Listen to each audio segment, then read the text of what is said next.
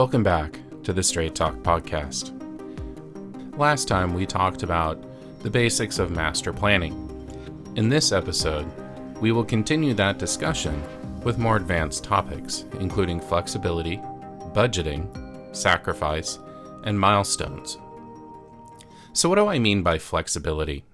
A master plan is only as good as its ability to adapt to changing technology, the obstacles that always seem to crop up, and any adjustments in the mission or the vision that happen along the way.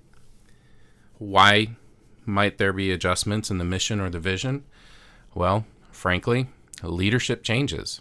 It changes all the time. It's almost a constant. We see this more often in denominational churches, where there is an overarching structure that more or less determines where a pastor is going to be. Now, obviously, individual churches are able to put out calls to specific pastors, and those pastors have the ability, most often, to accept those calls. I know of one church recently that lost a pastor to the other side of the country. So it does happen, but by and large, when a church is in need of a pastor, the entity that oversees and is responsible for that church has a tendency to assist in finding a suitable leader for that congregation. Where you don't see this a lot, or as often, is in non-denominational churches. These have a tendency to have much more stability and consistency when it comes to leadership. It doesn't mean at all that leaders don't come and go. It just means that it's a little less common to find this in non-denominational churches. What about new technology? There are times that master plans can take over 10 years to reach fruition.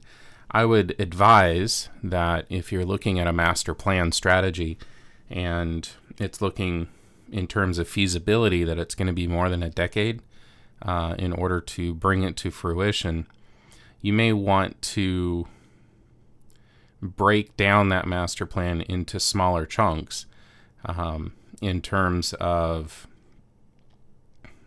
making sure that it's actually feasible. And is this really where you think God wants the church to go? And a lot of times you have to ask those tough questions, especially as the leader, as the pastor. You know, you have to be able to differentiate between, is this my own agenda? Is this my own ego? Ego is a huge issue in pastoral leadership. It's something that I've run across many, many, many times. And I'll be honest, it's not something that I honestly react that well to. And a lot of that is because we're here to do God's work. We're not here to do man's work. And when I see a leader that is pushing their own agenda, that is pushing their own ego, or their pride gets in the way of the mission, yeah, I kind of get indignant and a little bent out of shape, much like we read Paul doing in the New Testament to the letters, in the letters to the churches. So I don't think it's necessarily out of place, but I also don't necessarily think that it's my place as often a consultant in the technical space to come in and start having those conversations. Leadership consulting is definitely something I would like to get into, because I think I can bring something new and that kind of thing. But sorry, this isn't an advertisement. But going back to the topic at hand, new technology. I mean, technology moves very quickly. It's not uncommon to see manufacturers come out with a model line for a particular set of equipment, say projectors or lighting, and within 2 or 3 years, that entire model line has been replaced. And cameras, to a certain degree, but just technology in general is moving very quickly. And it helps when you're creating a master plan specifically that includes technology, that you build in a certain amount of flexibility in terms of maybe your needs will change, within the master plan period. Perhaps there will be new equipment that comes out that, provides more value for the same price or less. So I would say when you are looking at budgeting specifically, and we'll talk about budgeting here in a second, in terms of, what is this master plan going to cost financially, in the grand scheme of things, it's important to aim high.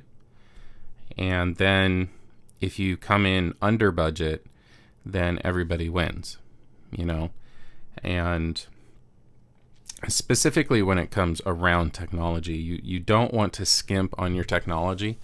That is not an area where you just want to buy your audiovisual systems at the lowest price possible, and certainly not off of places like Amazon or eBay or AliExpress or, heaven forbid, Temu. So you definitely want to work with a qualified professional that has a proven track record of guiding churches through this exact process and coming out the other side with long-lasting foundational systems that you can build on in the future as you need, but that can provide that long-standing reliability and longevity and consistency.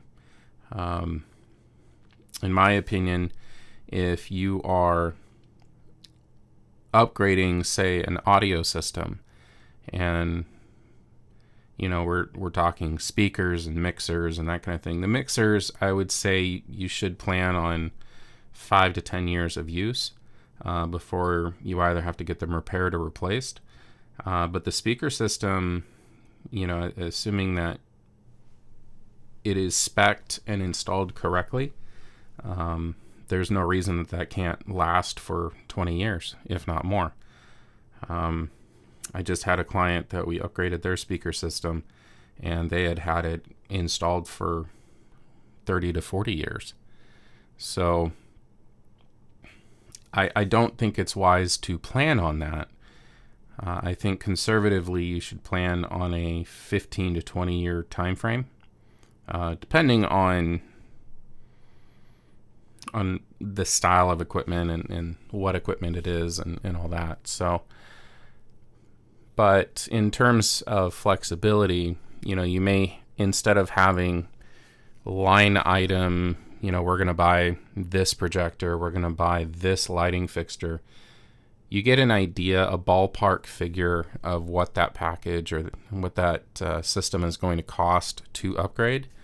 You buffer it, you pad it by 15%, and then you revisit that as you get closer to realistically being able to pull the trigger on that upgrade.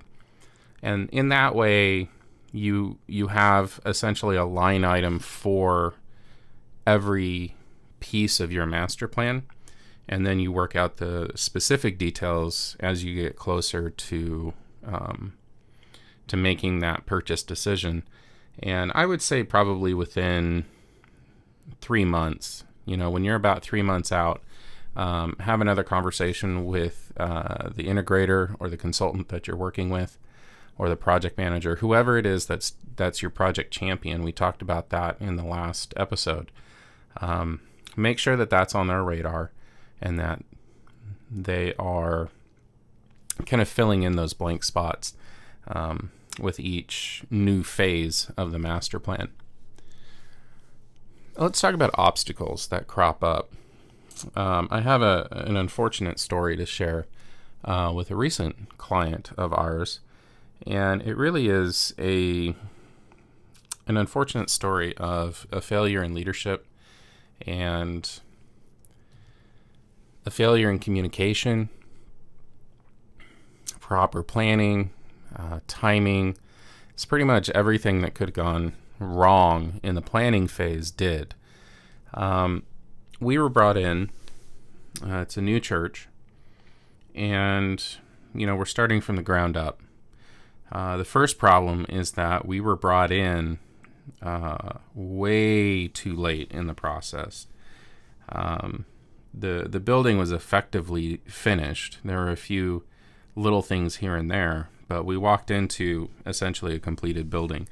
The electrical inspection had been completed, the plumbing inspection had been done, the walls were up and painted, and everything looked really nice. The stage was not completed, and the booth was not completed. There was some stuff in the bathrooms and the multi-purpose room, but for intents and purposes, it was way too late to bring us in terms of planning. We prefer to be involved in the design discussion, in the actual construction phase, so that we can ensure that any conduit that we need is put in place, electrical circuits and outlets are installed, not only in the correct places, but with the correct amperage. Because while generally speaking, most, at least for small churches, most AV equipment runs off of standard 15 amp circuits, you do run into the occasional 20 amp. When it comes to sound systems, you want to make sure that your amplifiers, your power distribution, your audio mixers, basically every piece of equipment that has power in the audio system runs back to the same panel. And the reason for that is to help mitigate ground loop hum, or a 60 cycle hum that I'm sure you're familiar with. I'm sure you've run into it, especially if you work in small churches. It's not only annoying, it is really, really hard to find where it's coming from after the fact. So if we can design and have a word in the design and the construction processes, that is where we really do need to start our involvement in a new project. Of course, if you're doing a renovation, we still want to be involved in that discussion for the very same reasons. So first off, we were brought in way too late. Secondly, when we did our audit, we were walking around with the pastor who had brought us in, and the pastor was essentially telling us things that ended up not being true. And, full disclosure, he was not aware that what he was saying was untrue. I think he was largely basing his claims and the things he was telling us off of things that he had been told and misunderstood. So things like, yes, there's space above this ceiling to run cabling for in-ceiling speakers for a distributed speaker system in the halls and rooms. Turns out that was not the case, and we didn't verify that because the church was going to be providing people to run those cables. They just needed to be told where to run them and what cables needed to be run. So that was an issue. And then the individuals that we were told would be doing the cable running were not told or asked if they could do that until 3 days before we showed up on site for our install, which obviously is a huge red flag. And I should have pulled the plug on that first trip, but so just things like that occurred. And then probably the single largest issue is that Towards the middle of the first week of this install for us, the pastor kind of pulled us aside and let us know that he had accepted a call to another church and was leaving in 2 weeks. So obviously the continuity of leadership took a major hit. And, the leadership reverted to a representative from the larger structure who was already kind of serving in the pastoral role for 3 other churches in the area, such as the shortage of available pastors in this particular organization. So you can imagine the kind of chaos that this project turned out to be. And we ended up, being able to work through the obstacles, but it's a good example of why you want to think about flexibility in your master plan for those sometimes little issues and sometimes major issues that pop up. Something else that happened, 2 other things that happened on this project as examples, is that we were there during winter, and we noticed in the men's bathroom that not only was one of the toilets in the stalls randomly flushing on its own, turns out the sensor was turned up way too high in sensitivity, but also that the drain was backing up every time this toilet flushed on its own. We're pretty sure that the pipes froze, and that's what was causing it, because it turns out to have more or less fixed itself. But that could have been a major budget overrun for something that they were not encountering. I just got a message today from this church that indicated there was another plumbing problem. So, that's an issue that ended up being huge, and then or potentially huge. Sorry. And then we were also told after the fact that, or late in the game, I should say, that security in the area was paramount. There are a lot of transients and homeless people in the area that like to siphon water from the outside faucets. They've had break-ins before. They've had TVs ripped off the wall. So, being able to secure the equipment properly became a huge issue. There were very few doors on the inside of the building that had locks.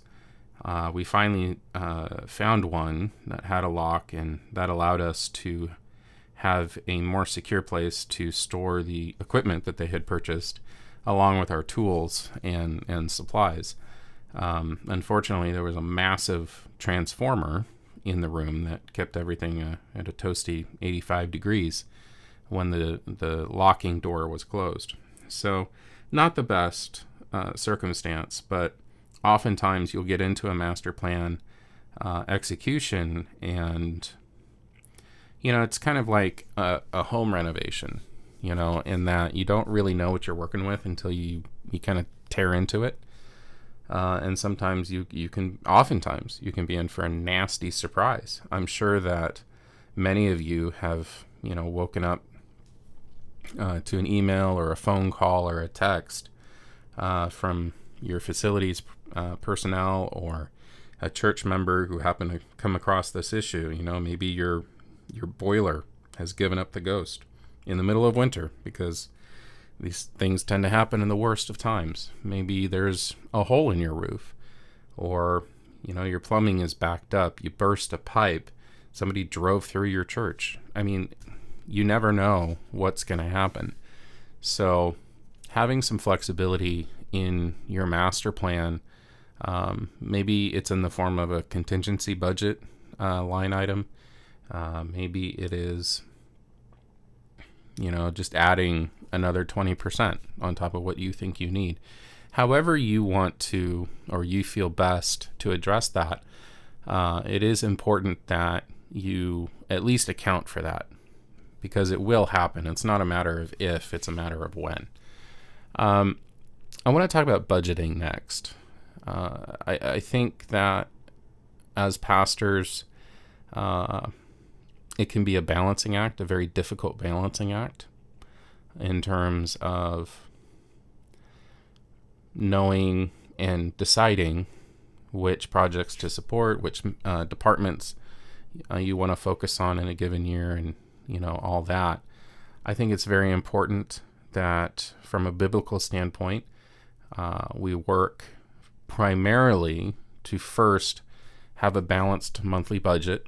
Make sure you're not spending money that you don't need to on things that you don't need, that don't drive the mission forward. Remember, everything filters down through the filter of mission. And frankly, sometimes you're going to have to make very difficult decisions to shut down a ministry or a department because it's really not aligning with the overall mission of the church. And I remember hearing ministry and departments, however you want to verbalize that. I remember hearing them as cars on a freeway. So if the mission is a freeway, there are often times that the cars or the vehicles on the freeway are the different ministries inside of a given church. And sometimes those ministries are on the highway for much longer and much further than they really should be.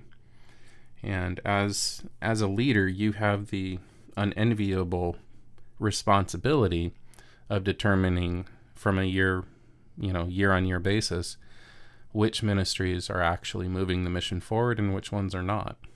And it's not to say that that's the only filter that you need to utilize.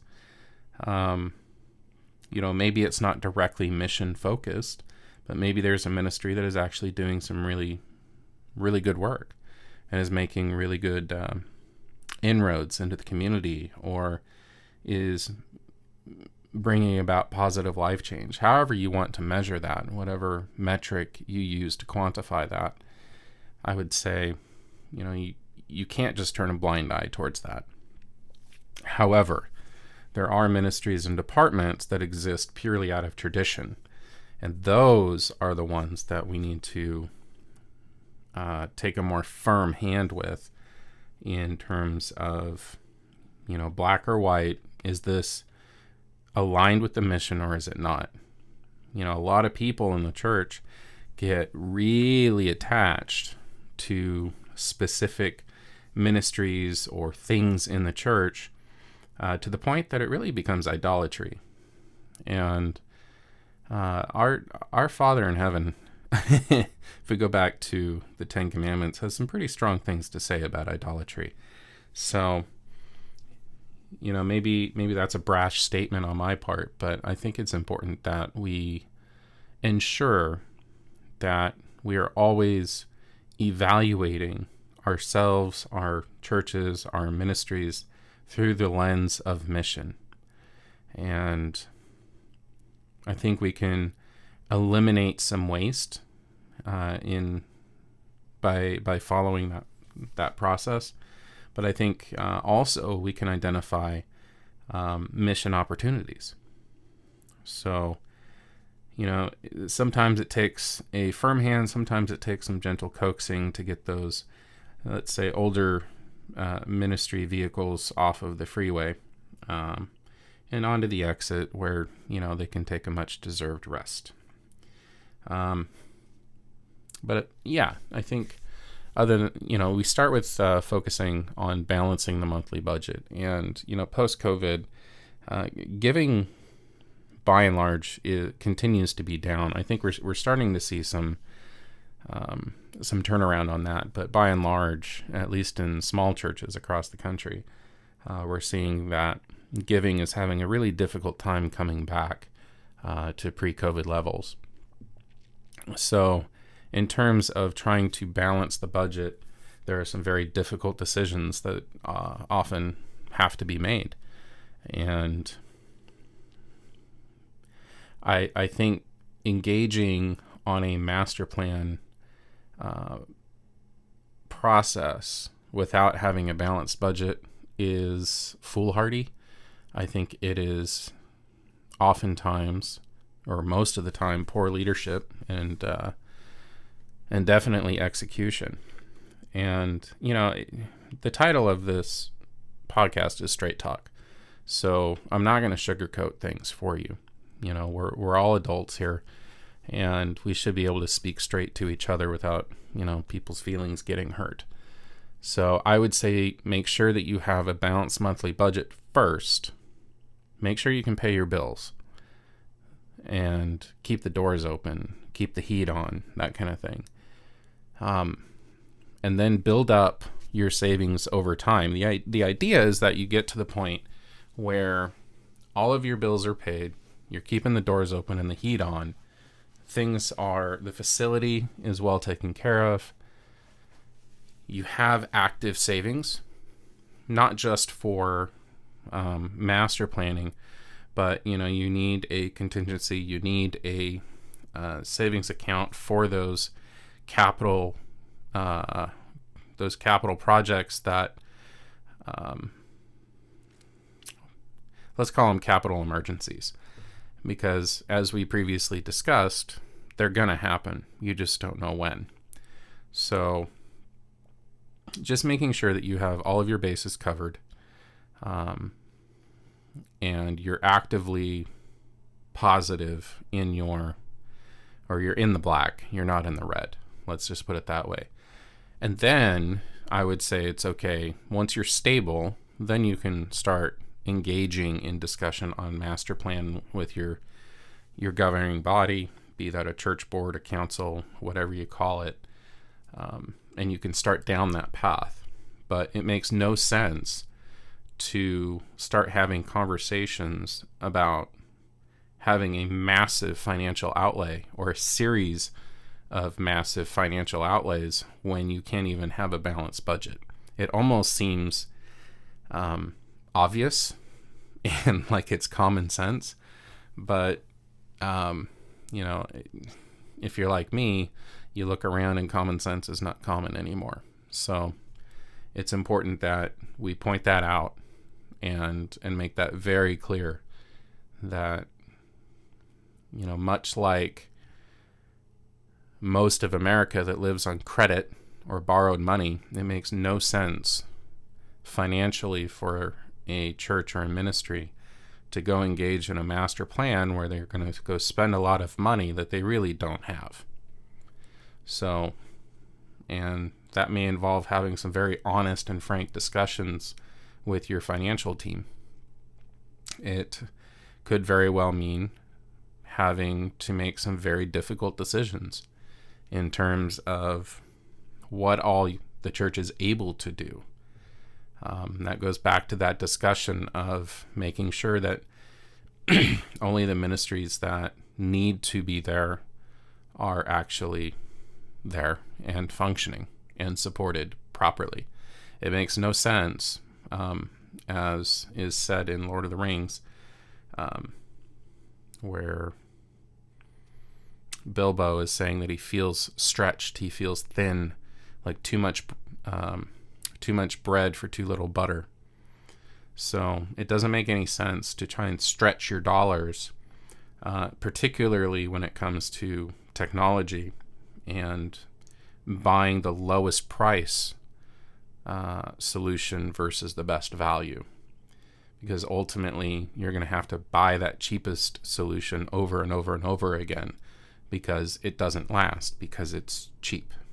So I shouldn't have to say that, but I am, because I see churches over and over and over again focusing on lowest price versus best value. So in our personal lives, when we are doing personal finance and personal budgeting, if you're doing it properly, you're not buying those big ticket items, the houses, the cars. You're not buying those when they're outside of your budget. At least you shouldn't be. You're making sure to stay within your budget. So Why do those rules go out the window when it comes to our churches and our ministries? They shouldn't. They're good rules. So let's follow them. And then this leads us into a conversation about sacrifice. There is a very big difference between wants and needs. And sometimes we have to sacrifice or be willing to sacrifice things that we want in lieu of things that we actually need. And it can get a little sticky here, because part of upgrading or renovating or this master planning discussion is dreaming and saying, well, what is it that we want to have? What is it that is going to solve, this problem and this problem and this problem? Because that's ultimately what you're doing is you're solving problems, or at least part of what you're doing with a master plan is solving problems. So, be that you need more space. Maybe you need to update the upholstery and the carpet. Maybe you need better lighting. Maybe you want to take advantage of energy rebates from your power utility by upgrading to LED facility lighting. I don't know. There's any number of upgrades or changes that could be made that solve problems. However, when you're in those conversations, at some point you have to turn off the dreaming and you have to whittle those wants down into needs. What is it that you need versus what you want? And again, this is very likely going to involve somewhat difficult conversations and very direct and straightforward conversations, particularly when you're dealing with a visionary. So somebody who is a good idea guy, maybe not so good on the follow through, but they're very good at painting pictures and telling stories of, where the church could go, where the ministry could go, what they could do, and all they see is opportunity. And in a lot of ways, these are people that make really good, not business leaders, but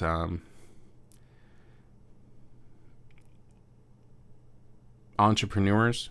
Like, these are the people that start businesses because they see an opportunity to provide a solution that either is unique in the market or nobody else is providing. Where they fall down is actually delivering that solution to the market, which is why they need a team around them. Maybe that's you. Maybe that is somebody that you work with. They're not limited to ministry or pastors. You can find a lot of them. They often migrate to become department leaders and ministry leaders and that kind of thing, because they talk a really good game, up front. But when it comes to actually getting the work done, that's where they tend to fall down, and they're not as organized as they should be. They're not as good at having those conversations to keep people on task.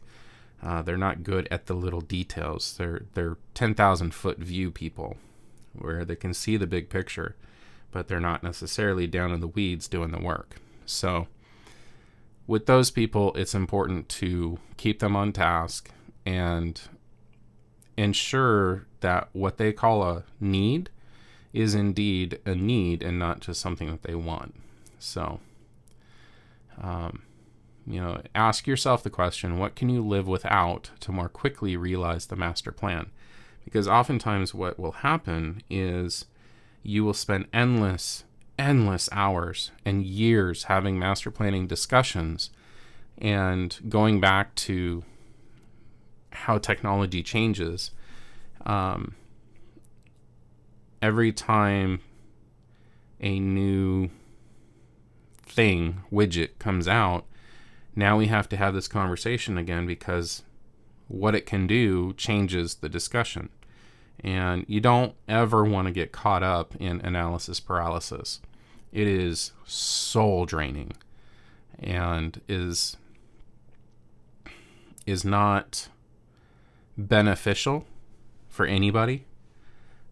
And it really often happens when dreamers and visionaries don't have people that hold them accountable or constrain them in such a way as they keep them relevant to the discussion, so keep them on mission and help focus them down the path that, a master plan has to go down. Anybody can be, well, not anybody, but a lot of people are very good at dreaming, to imagine what, life would be like if I just had this one thing. However, you got to have concrete evidence and concrete reasons that make sense in order to spend any amount of money. Maybe you need this widget to make this other widget work. Okay, cool. That makes sense. But, if you want to spend 6 figures on a pipe organ and it doesn't blend with the aesthetic, it doesn't blend with the musical style of your church, that's just an asinine purchase. It makes no sense. So that's an extreme example, but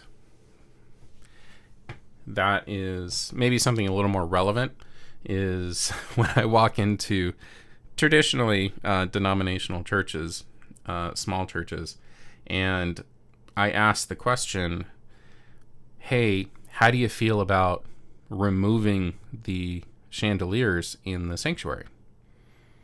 The amount of animosity that one question has generated towards me over the years is frankly staggering to my mind. It brings up the idolatry discussion again, but I also don't ask that question just because I want to elicit a reaction, although it is kind of amusing in a frightening way when it does happen. But I bring it up because there's practical reasons for that conversation, for that question. Oftentimes, when you remove the chandeliers, psychologically, it opens the space up. It makes it more inviting. It makes it more open and free. You don't have these things hanging over your head that almost kind of make you feel claustrophobic, depending on, how many they are and how close they are. I have a client that has, close to 50 of these pendant lights, and they just drive me crazy because I know if they remove them, it would completely change the atmosphere in that space and make it so much more airy and inviting. But, that is proving to be an uphill battle, as it often is, because for some reason, people don't like the idea of not having them. And frankly, I'm kind of confused because in my mind, it would look way better. So I think we're going to finish this discussion on master planning by talking about the importance of celebrating milestones. When you are having your master plan discussion, last time I talked about the importance of sequencing, the importance of getting your sequence correct in terms of what upgrade you're going to do when, or what project you're going to do in that master plan sequence, and encouraging you to focus the first 2 or 3 projects on high visibility, high impact, simply because that will help show that they can trust your leadership, they can trust your vision and the mission, and that the changes that you are recommending, or that your master plan committee are recommending, are actually positive changes, because that helps gain momentum, helps encourage people to continue giving, which when you have more than, say, 3 phases in your master plan is hugely important. You have to maintain that momentum, because when you're 6 or 7 steps in your master plan, when you get to number 5, it can be really hard to maintain that momentum and excitement and enthusiasm in terms of maybe now we're not seeing or experiencing the positive changes as much. So, yes, we're going to talk about the importance of celebrating milestones because it helps keep the members engaged, like we talked about. It also shows progress, and it encourages further giving.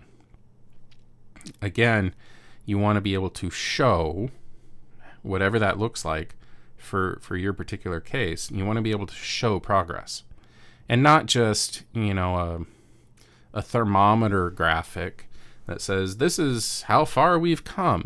Like, okay, let's get out of the 80s. All right. You want to be able to show in terms of something experiential.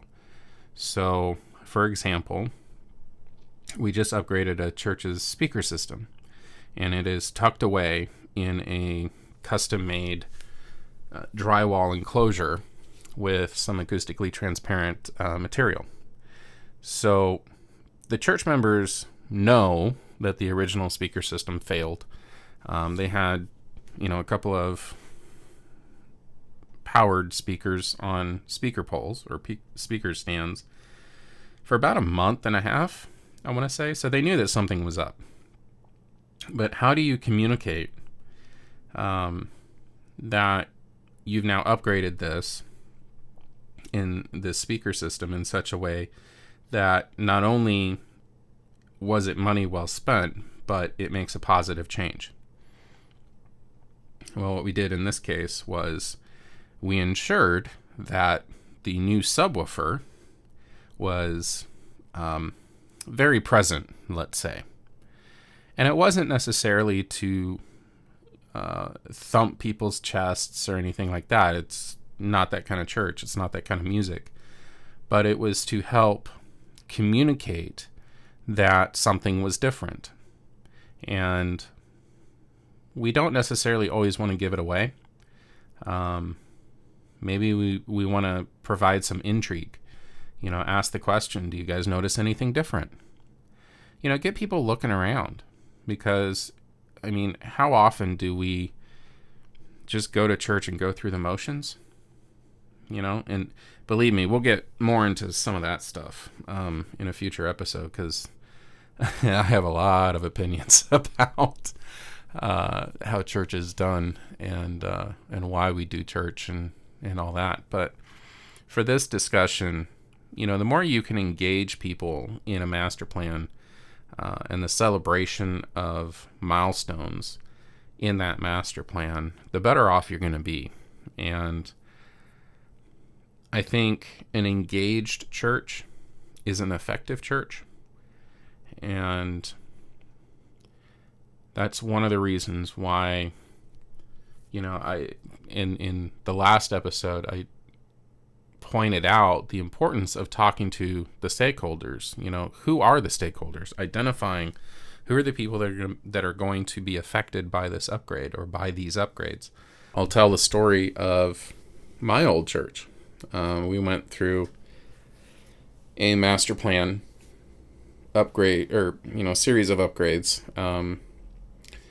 and I remember as part of crafting the plan for the audio system upgrade, we had for years complaints about clarity from some of our older members. And so we were looking at a very expensive speaker solution. And it took me quite a while to set this demo up. And it was sufficiently complex and logistically complex that we finally got it all done. We got it all arranged. The speaker manufacturer flew up a senior engineer from California to come tune the system for the demo. And the engineer asked me, do you want maximum clarity or do you want maximum coverage? And because the room is oddly shaped, it's an octagonal room, and you have roughly a 3/4 thrust. So the center of the platform sticks out into the room, and the audience wraps around almost 3/4 of the way around them. So you can imagine from a feedback standpoint, it's kind of worst case scenario. The floor was aggregate on the stage. There was carpet and padded pews, but the current speaker system was comprised of 660 odd tiny little speakers installed into the backs of the pews as an experimental system, I learned later. So the demo is getting going, and I'm walking around the room. I am just blown away. It just sounds like a knife going through butter. It's very impressive. Well, we had invited those people who consistently complained about clarity, and they sat in their seats and they listened, and they had the same complaint. And I'm thinking, come on, there's no way. This thing sounds amazing. These things are almost $30,000 a stack, and best guess on my part. And everywhere else in the room, it sounds amazing. So I go down and I sit in the pew behind this person, and sure enough, as soon as I sat down, it was muddy. There was no clarity.